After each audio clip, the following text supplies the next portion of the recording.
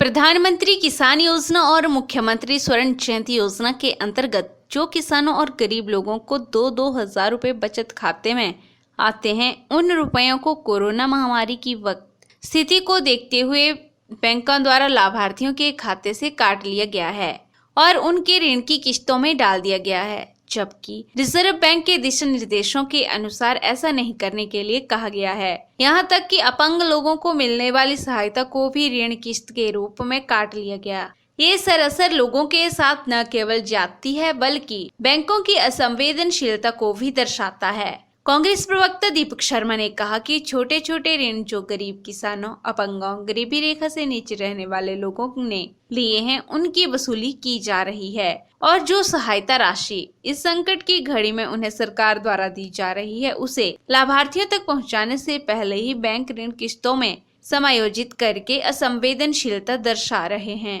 बैंकों की इस प्रक्रिया का कांग्रेस पार्टी कड़े शब्दों में निंदा करती है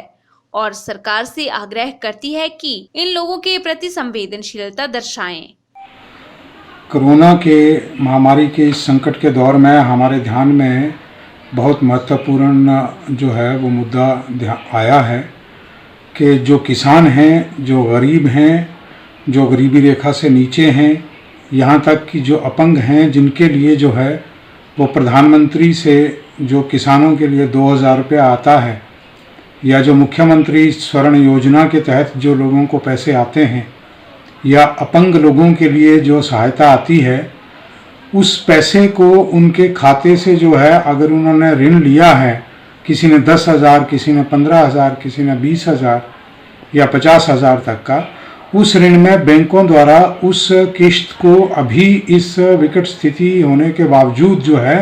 वो स्वतः ही उस लोन की किश्त के रूप में काट लिया गया है। ये अत्यंत निंदनीय है और बहुत गंभीर मामला है। हालांकि हमने ये भी हमारे ध्यान में आया है कि आरबीआई ने सख्त निर्देश दिए हैं बैंकों को कि आप ऐसा ना करें और उनके इस ऋण की अदायगी के लिए आप जो हैं उनके इस पैसे को ना काटें। वैसे भी मूल रूप से सैद्धांतिक रूप से ये पैसा जो है, जो 2,000-1,000 रुपया उनको रोजी रोटी के लिए, उनको राशन पानी के लिए आता है, उसको नहीं काटा जाना चाहिए। PLTV के लिए हमीरपुर से ब्यूरो रिपोर्ट।